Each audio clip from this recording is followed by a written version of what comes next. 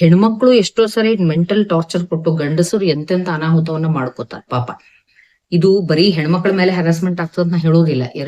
ಇವತ್ತು ನಾನ್ ಮೆನೋಪಾಸ್ ಬಗ್ಗೆ ಮಾತಾಡ್ಲಿಕ್ಕತ್ತೀನಿ ಅಂತ ಹೆಣ್ಮಕ್ಳಿಗೆ ಏನ್ ಸಫರ್ ಆಗ್ತಾಳ ಅಂತ ಹೇಳಲಿಕ್ಕತ್ತೇನೆ, ಬಟ್ ಗಂಡಸರು ಸಫರ್ ಆಗ್ತಾರೆ. But most of the times ಆಕಿಲ್ ಸಿಂಕ್ ಆಗ್ಬೇಕಾದ್ರೆ ಗಂಡಸರು ಈ ರೀತಿಯಾಗಿ ಇಂಥವೆಲ್ಲ ಮಾತಾಡಿದಾಗ ಆಕಿಗೆ ಏನಾಗ್ತದಂದ್ರೆ 3 ರೀತಿ ಇಫೆಕ್ಟ್ಗಳು ನಮ್ಮ ಸಮಾಜವನ್ನು ನೋಡ್ಲಿಕ್ಕೆ ಸಿಗ್ತಾವ. ಒಂದು, ಸಪ್ರೆಸ್ ಆಗಿ ಆಗಿ ಆಗಿ ಆಗಿ ಒಂದು ಜೀವಂತ ಹೆಣಮಾಗಿ ಬದುಕ್ತಾಳ, ಫಿಸಿಕಲಿ ಬಹಳಷ್ಟು ಸಫರ್ ಆಗ್ತಾಳ, ಜಲ್ದಿನ ಆಕಿ ಕಂಪ್ಲೀಟ್ಲಿ ಹೆಲ್ತ್ ಅನ್ನ ಕೆಡಿಸ್ಕೊಂಡ್ಬಿಡ್ತಾಳ. ಎರಡನೇದು, ರೆಬಲ್ ಆಗ್ಬಿಡ್ತಾರ. ಯಾಕೆ ಅನಸ್ಕೋತಾರ? ಮರ್ಯಾದೆ ಇರ್ಲಾರ್ದೆ ಬದುಕ್ಲಿಕ್ಕೆ ಯಾರಿಗೂ ಆಗೋದಿಲ್ಲ. ಮನುಷ್ಯ ಅದ್ರಲ್ಲೂ ಎಲ್ಲರಿಗೂ ಕೂಡ ಪ್ರೀತಿ ಬೇಕು. ಅದ್ರೊಳಗೂ ಹೆಣ್ಮಗಳಿಗೆ ಪ್ರೀತಿಗಿಂತ ಹೆಚ್ಚು ಮರ್ಯಾದೆ ಬೇಕು. ಶಿ ಎಕ್ಸ್ಪೆಕ್ಟ್ಸ್ ರೆಸ್ಪೆಕ್ಟ್ ಇಂದ ನೀವು ಜೀವನವನ್ನ ಮಾಡಿದ್ರೆ, ಮ್ಯೂಚುವಲ್ ರೆಸ್ಪೆಕ್ಟ್ ಇಂದಿದ್ರೆ ಅಲ್ಲಿ ಪ್ರೀತಿ ಬರ್ತದೆ. ಅದೆಲ್ಲಾ ಬಿಟ್ಟು ಆಕಿಗೆ ಹೀನಾಯವಾಗಿ ಬದುಕಕ್ ಆಗ್ಲಿಲ್ಲ ಅಂತಂದ್ರೆ ಸಮ್ಟೈಮ್ಸ್ ಶೀಲ್ ಬಿಕಮ್ ರೆಬಲ್ ಆಗ್ಬಿಡ್ತಾಳ. ವಾಪಸ್ ವಾಗ್ವಾದ ಶುರು ಆಗ್ತದ. ಆಕಿ ಒಂದು ಅವನೊಂದು ಮಾತಾಡಿ ಹೊಡಿ ಬಡಿ ಕಡಿ ಶುರುವಾಗಿ ಇತ್ತಿತ್ತ ನೋಡ್ಲಿಕ್ಕತ್ತಿರಲ್ಲ ಸಮಾಜದೊಳಗೆ.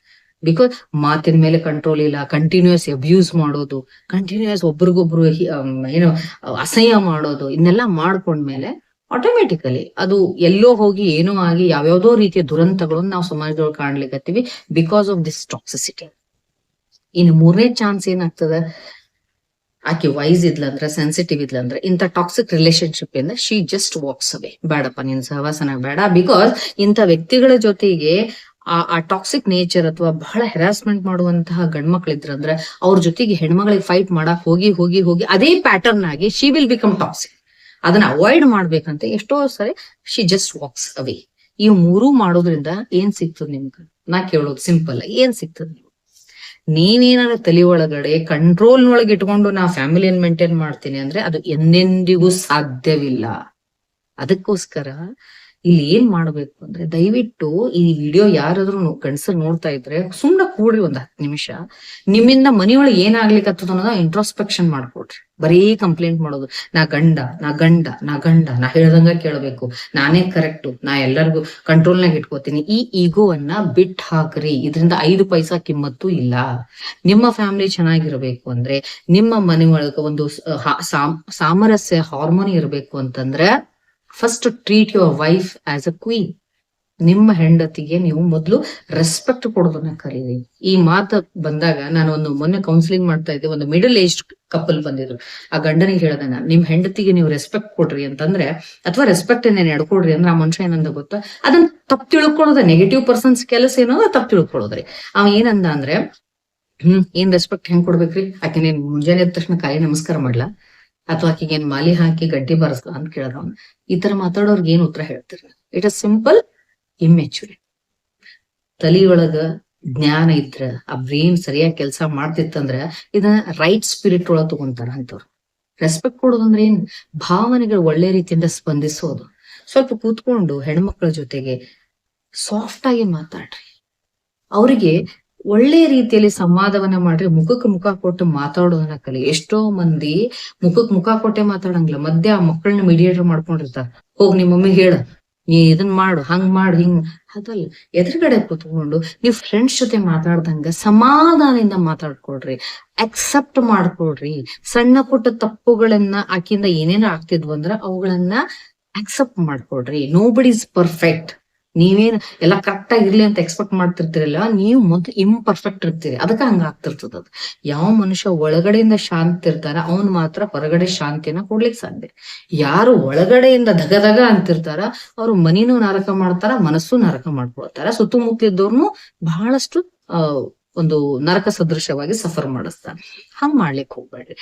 ಫಸ್ಟ್ ನಿಮ್ಮ ಹೆಂಡತಿಯ ಜೊತೆಗೆ ನೀವು ಸಾಫ್ಟ್ ಆಗಿ ಮಾತಾಡೋದನ್ನ ಕಲೀರಿ. ಆಕೆಗೆ ಬೆಲೆಯನ್ನ ಕೊಡ್ರಿ. ನೀನು ನನ್ನ ಲೈಫ್ ಒಳಗಡೆ ವ್ಯಾಲ್ಯೂಡ್ ಪರ್ಸನ್ ಅನ್ನೋದನ್ನ ಮನವರಿಕೆ ಮಾಡಿಕೊಡ್ರಿ. ಆಕೆ ಎಜುಕೇಟೆಡ್ ಇರ್ಬೋದು, ಅನ್ಎಜುಕೇಟೆಡ್ ಇರ್ಬೋದು, ಆಕೆ ಒಪಿನಿಯನ್ಸ್ಗೆ ಬೆಲೆ ಕೊಡ್ರಿ. ಮುಂದೆ ಕೂಡಿಸ್ಕೊಂಡು ಹೇಳ್ರಿ, ನೀವ್ ಎಷ್ಟೇ ಕಲ್ತಿರ್ಬೋದು, ನೀವ್ ಎಷ್ಟೇ ದುಡಿತಿರ್ಬೋದು, ಅದೆಲ್ಲ ಹೊರಗಡೆ. ಫ್ಯಾಮಿಲಿ ಒಳಗಡೆ ಎಜುಕೇಶನ್ ಡಸಂಟ್ ಮ್ಯಾಟರ್. ಅಲ್ಲಿ ಕೂಡಿಸ್ಕೊಂಡು ಆಕಿ ಅಭಿಪ್ರಾಯಗಳಿಗೆ ಮನ್ನಣೆಯನ್ನ ಕೊಡ್ರಿ. ಆಕಿ ರಿಯಶ್ಯೂರೆನ್ಸ್ ಮಾಡಿಸ್ರಿ. ಆ ಸೆಕ್ಯೂರಿಟಿ ಫೀಲ್ ಮಾಡಿಸ್ರಿ. ಮತ್ತು ಸಿಟ್ ಮಾಡೋದು, ಅಬ್ಯೂಸ್ ಮಾಡೋದನ್ನ ಅಬ್ಸಲ್ಯೂಟ್ಲಿ ಸ್ಟಾಪ್ ಮಾಡ್ರಿ. ಅದಕ್ಕೆ ನಿಮ್ಮ ರೈಟ್ಸೇ ಇಲ್ಲ. ಆಕ್ಚುಲಿ ಒಂದು ಮನೆ ಪರಿಸ್ಥಿತಿಯನ್ನ ಹಾಳು ಮಾಡೋ ರೈಟ್ಸ್ ಯಾರಿಗೂ ಇಲ್ಲ, ಗಂಡಸರಿಗೂ ಇಲ್ಲ, ಹೆಣ್ಮಕ್ಳಿಗೂ ಇಲ್ಲ. ಕೊಡೋದಾದ್ರೆ ಶಾಂತಿ ಸಮಾಧಾನ ಕೊಡ್ರಿ, ಇಲ್ಲಾಂದ್ರೆ ಸುಮ್ಮನೆ ಇರ್ರಿ. ಮತ್ತು ಒಂದ್ ಏಜ್ ಆದ್ ಆಕಿ ಮೆನೋಪಾಸ್ ಆಗಿ ಅಲ್ಲಿ ಒದ್ದಾಡ್ತಿರ್ತಾಳ, ಫಿಸಿಕಲಿ ನೋವನ್ನ ಅನುಭವಿಸ್ತಿರ್ತಾಳ ಅಂತಾದ್ರೂ ಆಕಿನೇ ಅಡಿಗೆ ಮಾಡ್ಬೇಕು, ಆಕಿನೇ ಕ್ಲೀನ್ ಮಾಡ್ಬೇಕು, ಆಕಿನೇ ನನ್ ಸೇವೆ ಮಾಡ್ಬೇಕು. ಈ ಹುಚ್ಚಾಟವನ್ನೆಲ್ಲ ಬಿಟ್ಟು ಹಾಕ್ರಿ. ಲಿಟಲ್ ಮೆಚೂರಿಟಿಯಿಂದ ಬಿಹೇವ್ ಮಾಡ್ರಿ. ಆಕಿ ನಿಮ್ಮ ಫ್ಯಾಮಿಲಿಗೋಸ್ಕರ ದುಡಿತಿರ್ತಾಳ, ಆಕಿಗೆ ನೀವು ಮನೆ ಕೆಲಸದೊಳಗಾಗ್ಲಿ ಒಂದು ಹೆಲ್ಪ್ ಮಾಡ್ರಿ, ಸಹಾಯವನ್ನ ಮಾಡ್ರಿ. ಆಕಿಗೆ ಇಷ್ಟ ಬಂದ ಜಾಗಕ್ಕೆ ಕರ್ಕೊಂಡ್ ಹೋಗ್ಬರ್ರಿ. ನೀವು ಖುಷಿಯಾಗಿ ನಗತಾ ಸಂತೋಷವಾಗಿ ಫ್ಲೆಕ್ಸಿಬಲ್ ಆಗಿ ಮನೆಯೊಳಗ್ ವಾತಾವರಣ ಇಟ್ಕೊಂಡ್ರೆ ಯೂಶಲಿ ಹೆಣ್ಮಕ್ಳು ಅಲ್ಲಿ ಹೋಗೋಣ ಬಾ ಇಲ್ಲಿ ಹೋಗೋಣ ಬಾ ಅನ್ನೋದೇ ಇಲ್ರಿ. ಫ್ಯಾಮಿಲಿ ಓರಿಯೆಂಟೆಡ್ ಹೆಣ್ಮಕ್ಳು ಯಾರು ಹೋಗೋದಿಲ್ಲ, ಎಕ್ಸೆಪ್ಷನ್ಸ್ ಇರ್ತಾರ, ಅದ್ರ ಬಗ್ಗೆ ನೆಕ್ಸ್ಟ್ ಮಾತಾಡೋಣ ಅಂತ. ಸೊ ಮನೆಯೊಳಗ ನೆಮ್ಮದಿಯ ವಾತಾವರಣವನ್ನ ಕ್ರಿಯೇಟ್ ಮಾಡೋದು ಮೋಸ್ಟ್ ಆಫ್ ದ ಟೈಮ್ಸ್ ಗಂಡಸ ಕೈ ಒಳಗಿರ್ತದೆ. ಅವಾಗ ನೀವ್ ಏನ್ ಮಾಡ್ಬೋದು, ಆಕಿಗೆ ಪದೇ ಪದೇ ಹೆಲ್ತ್ ಬಗ್ಗೆ ಕೇಳ್ರಿ. ಮೆಡಿಸಿನ್ಸ್ ತಗೊಂಡಿಯೋ ಇಲ್ಲೋ ಅಂತ ಕೇಳಿ ಕರ್ಕೊಂಡೋಗಿ ತೋರ್ಸ್ಕೊಂಡ್ ಬಂದು ಸತ್ಲೋ ಬದುಕಿದ್ಲೋ ಅಂತನೂ ಕೇಳಂಗಿಲ್ಲ. ಅದಲ್ಲ, ತಗೊಂಡಿಯೋ ಇಲ್ಲೋ, ಊಟವನ್ನ ಜೊತೆ ಕೂಡ್ಸ್ಕೊಂಡ್ ಊಟವನ್ನ ಮಾಡ್ರಿ. ಒಟ್ನಲ್ಲಿ ಆಕಿ ಏನಪ್ಪಾ ಅಂದ್ರೆ ನಾ ಬದುಕ್ಬೇಕು, ನಾನು ಇರಬೇಕು, ನಾ ಈ ಮನೆಯೊಳಗೆ ಇರ್ಬೇಕು, ನಾ ಇವ್ರ ಜೊತೆಗೆ ಇರಬೇಕು, ಇನ್ನೂ ಹೆಚ್ಚು ಬದುಕ್ಬೇಕು ಅನ್ನುವಂತ ಒಂದು ಡಿಸೈರ್ ಉತ್ಪತ್ತಿ ಆಗ್ಬೇಕು. ಅದೇ ಡ್ರೈವಿಂಗ್ ಫೋರ್ಸ್. ಆ ಡ್ರೈವಿಂಗ್ ಫೋರ್ಸ್ ಇದ್ರ ಮಾತ್ರ ಮನುಷ್ಯ ಬದುಕ್ಲಿಕ್ಕೆ ಸಾಧ್ಯ, ಇಲ್ಲ ಅಂದ್ರೆ ಸಿಂಕ್ ಹಾಕ್ಬೋತ ಹೋಗ್ತಾನೆ. ಇದಕ್ ನೀವ್ ಎಷ್ಟ್ರ ಮಟ್ಟಿಗೆ ಕಾರಣ, ನಿಮ್ಮಿಂದ ಏನೇನ್ ಆಗ್ಲಿಕ್ಕತ್ತದ ಅನ್ನೋದನ್ನ ದಯವಿಟ್ಟು ಈ ವಿಡಿಯೋ ನೋಡ್ತಾ ಇರುವಂತ ಗಂಡಸರು ನಾನು ವಿನಂತಿ ಮಾಡ್ಕೊಳ್ತೀನಿ, ಕೂತ್ಕೊಂಡು ಇಂಟ್ರಾಸ್ಪೆಕ್ಷನ್ ಮಾಡ್ಕೊಳ್ರಿ.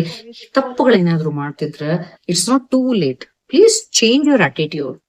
ಅಥವಾ ನಿಮ್ ಕಂಟ್ರೋಲ್ ನಲ್ಲೂ ಇಲ್ಲ, ನಿಮ್ಗೆ ಸಿಟ್ಟು ಕಂಟ್ರೋಲ್ ಆಗ್ತಾ ಇಲ್ಲ, ನನಗ್ ಹಿಂಗ ಇರ್ಬೇಕು, ನನಗ್ ಹಂಗ ಇರಬೇಕು, ಯಾವಾಗ್ಲೂ ಬರೀ ಬೇರೆಯವ್ರ ತಪ್ಪ ನನ್ ಕಣ್ಣಿಗೆ ಕಾಣಿಸ್ತಾವು, ನನಗ್ ನಾನೇ ಸರಿ ಅನ್ನಿಸ್ತದ ಅನ್ನೋ ಅಟಿಟ್ಯೂಡ್ ಇದ್ರೆ ನಿಮಗೂ ಕೂಡ ಚಿಕಿತ್ಸೆ ಅವಶ್ಯಕತೆ ಇದೆ. Maybe you are going under something psychological problem. ನಿಮ್ಮ ಸಮಸ್ಯೆಗೆ ಇನ್ನೊಬ್ಬರ ಜೀವನ ನರಕವನ್ನ ಮಾಡ್ಲಿಕ್ಕೆ ಹೋಗ್ಬೇಡ್ರಿ. ಹೋಗ್ರಿ, ನೀವು ಸೈಕೇಟ್ರಿಸ್ಟ್ ಅನ್ನ ಕನ್ಸಲ್ಟ್ ಮಾಡ್ರಿ, ಟ್ರೀಟ್ಮೆಂಟ್ ತಗೊಳ್ರಿ.